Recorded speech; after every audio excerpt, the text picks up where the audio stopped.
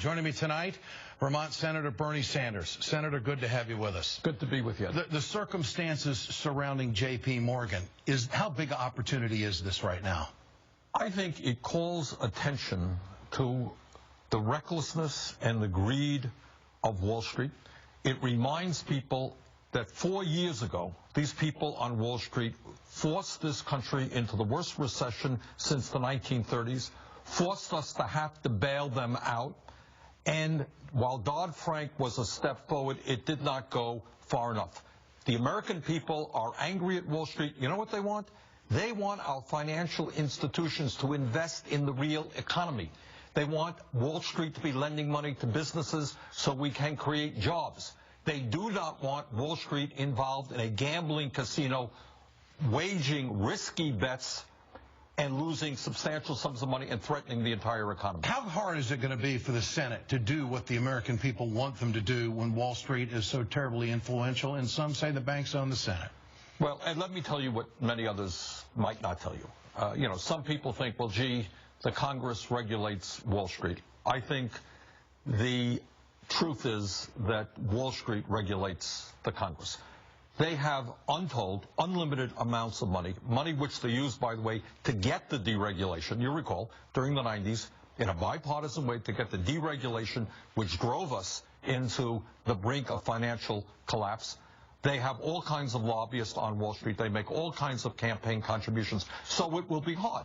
But on the other hand, as your polls show, the American people understand how dangerous Wall Street can be. They want Congress to stand up. And if we do what the American people want, it will be the right thing. All right, what do you want to do? You want to break up the banks? Here's what I want to do. For a start, you need to re-regulate. You need to re-regulate. You need to bring back Glass-Steagall. You need to say that if we're providing federal insurance for large banks, you know what? You can't go gambling. You got to invest in the economy. You got to do conservative Commercial banking. and investment banks have to be designated. If investment banks want to invest, get involved in Las Vegas-type activity, let them do it, but not with federal insurance. And how much of a chance of that becoming a reality is that? Well, I think our friend Jamie Dimon may have made it a little bit easier. Okay. So here's the point, Ed. Yeah. Invest, do whatever you want to do, that's fine, but don't come crawling to the federal government for insurance. That's the key issue here. Well, you have the big getting bigger after what happened on Wall Street. All right, here's what you got. I want the American people to hear this. Today, you have 3 out of the 4 largest banks bigger than they were before we bailed them out. 3 of the 4? Yes. Bigger than they were? Yes. Significantly also, you have the 6 largest financial institutions have assets of over $9 trillion, which is the equivalent of 2/3 of the assets, equivalent to 2/3 of the assets of the GDP of the United States of America. So stop for a minute. When you have institutions that large, J.P. Morgan Chase over $2 trillion, while some will say, we're never going to bail them out again, right? We're going to let them fail. I don't think that's the case. That's the danger of them. When they're that big, if they go under, they will be bailed out again. Number 2, if Teddy Roosevelt were alive right now, and he saw that the top 6 banks provided half the mortgages in America and 2/3 of the credit cards, what do you think a good Republican like Teddy Roosevelt would have said? Yeah, he'd have gone after it, no doubt. He would have said, break them up. They're dangerous to the economy. They're dangerous to taxpayers. 69% of the American people own homes. Doesn't common sense come to play with lawmakers that why would you want to gamble with that part of the economy? Why would you give people the license to do that? Now, they could go back tonight and do it again. Byron Dorgan was here last night. He says they're all doing it. Mm-hmm. When's the Senate going to wake up? You're there. Where's the other 99?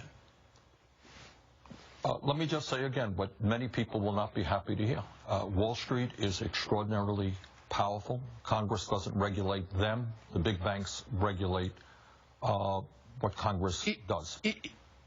Is it a political winner for the president to just hammer this on the campaign trail? Ed, in my humble opinion, when the president first took office, and I got to tell you, Byron Dorgan and I and others went to the White House, half a dozen of us, we met with the president, and we said, this is 3 years ago. This is the president. You got to stand up to Wall Street. You tell me, Ed, how many of these guys have gone to jail?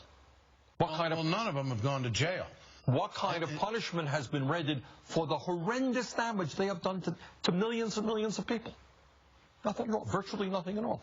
And what they are doing now is they're coming back stronger than ever. With Citizens United, they now have unlimited sums of money to put into political campaigns. Now, there's another issue that I want to touch on, and that is you have a situation where the Fed, of course, is supposed to be regulating the large financial institutions, and then you have the absurdity of having somebody like Jamie Dimon, a member of the Fed, of the New York Fed. You want to get him out of there. You're going to introduce legislation to do that? They'll have legislation next week ending this absurd conflict of interest. Okay. Senator, great to have you with us. Good to be with you. Thanks so much. It is a subject that we have to